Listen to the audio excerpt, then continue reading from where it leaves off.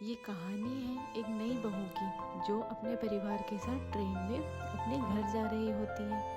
Train में सभी बाराती होते हैं, लेकिन उसी वक्त बहू के पेट में बहुत गुड़गुड़ की आवाज़ आ रही होती है, जिससे बहू कहती है, हे भगवान, ये मेरे पेट को गुड़गुड़ क्यों होने लग गया।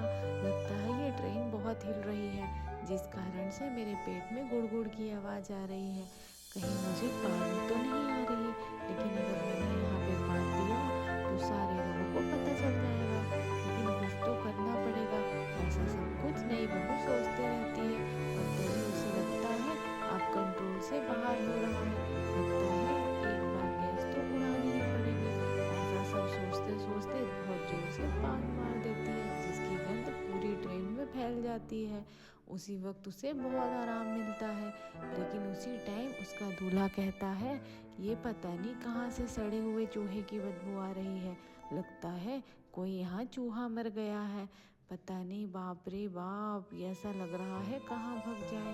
ये सब देखते हुए सब नाक में उंगली लगा लेते हैं और मुंह बंद कर लेते हैं, नाक भी बंद कर लेते हैं। इतनी बदबू, लेकिन नई बहू को बहुत आराम मिलता है। नई बहू सोचती है, हाश, चलो आराम मिला, अब कुछ खाने के बारे में सोचती हूँ।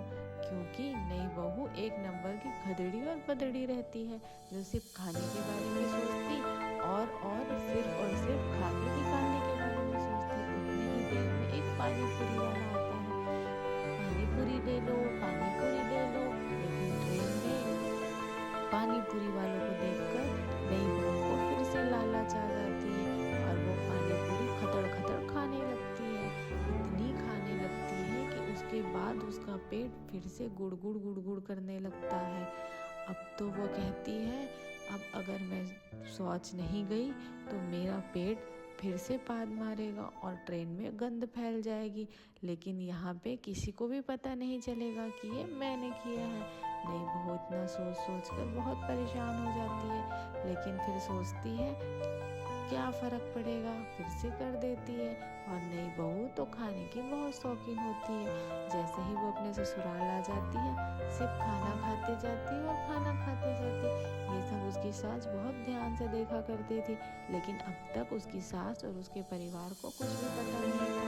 बस इसी तरह जीवन चल रहा था और वह सोचती थी, पता नहीं माँ जी, आजकल मेरा खाने का बहुत इच्छा होता है, लेकिन क्या बताऊँ, खाना खाने के बाद शौच जाने का बार बार मन करता है।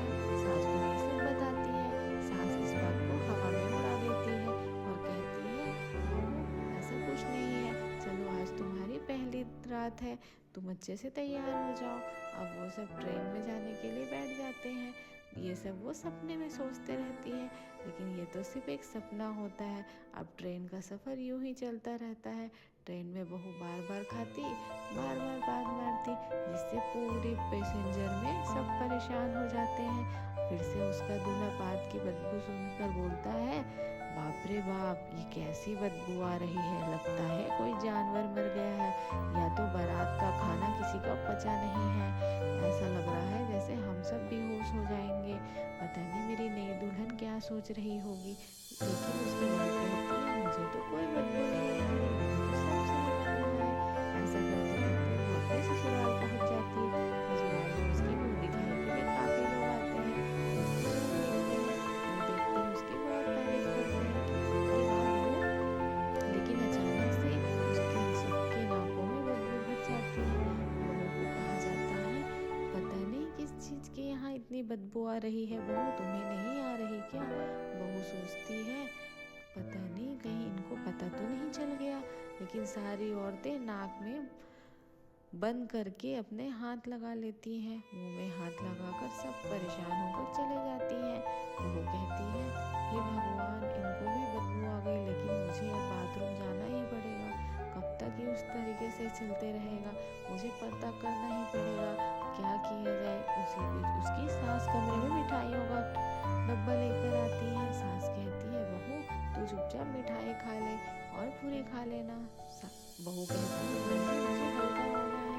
सास कहती है, बहू, यहाँ कोई हल्का अंदर नहीं होता, यहाँ सबको हल्का होने के लिए घर से बाहर जाना पड़ता है और जंगलों में जाना पड़ता है। बहू कहती है, जंगलों में जाना पड़ता है,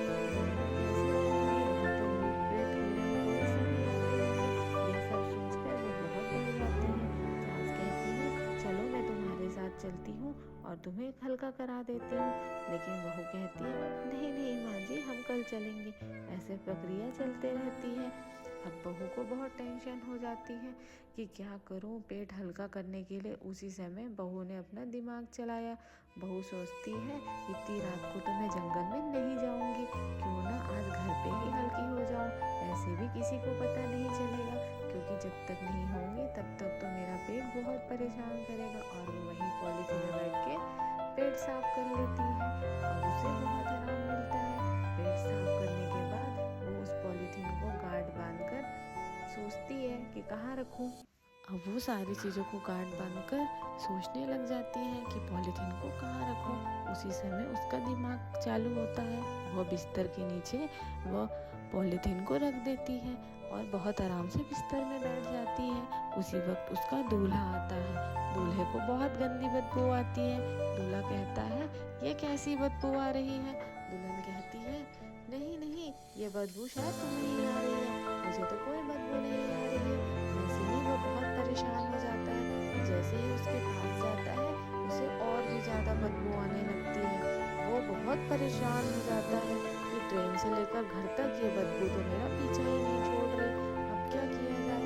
तो पास जाने की जब जब कोशिश करता तब तक बदबू उसकी नाक सड़ा देती। उसके ऐसा कहते कहते वो कहता है लगता है मेरे नाक के बाल जल जाएंगे। अब वो जाके सोफे में सो जाता है। लेकिन बहू को कोई बदबू नहीं आती। वो ऐसे ही सो जाती है। सुबह इसी तरह से सुबह हो जाती है। अब बहू सोचती है कि क्या किया जाए। लगता है बाहर जाने से अच्छा आज मैं फिर से यही काम करती हूँ। लेकिन उसी बीच सास अपने बेटे को बाहर सोफे में सोया हुआ देख लेती है और बाहर निकल जाती है। सोचती है आज मैं फिर से एक बार और पेट साफ करके पॉलीथीन अंदर रख देती हूँ। इसी तरीके से वो दूसरे दिन भी करती है। सास आके कहती है ये बदबू बहुत आ रही है, चलो बाहर पेट साफ करने तुम भी चलो बहू। बहू कहती है नहीं माँ जी, मैं बाहर नहीं जाऊँगी, मैं तो हल्की हो गई। ये सब सुन के सास बोलती है कहाँ हल्की हो गई। बोलती है नहीं माँ जी, जब आप सब सो गए तब मैं बाहर जाके अपना पेट हल्का करके जंगल में आ गई ताकि कोई मुझे देख ना पाए, क्योंकि मुझे बहुत शर्म आती है। ऐसा सब बात दोनों के बीच में होती है। और बहू कहती है माँ जी आप चले जाओ, कल से अब हम साथ चलेंगे। माँ जी भी कहती है ठीक है, लेकिन ये बदबू कहाँ से आ रही है, लगता है मुझे सफाई आज करनी ही पड़ेगी। बहू कहती है नहीं माँ जी, मैं सफाई कर दूंगी, मैं घर की साफ सफाई अच्छे से कर दूंगी। सास कहती है नहीं नहीं बहू, तुम नहीं आई हो, तुम अभी साफ सफाई के झमेले में मत पड़ो, मैं कर दूंगी। ऐसे ही कह के चले जाती है।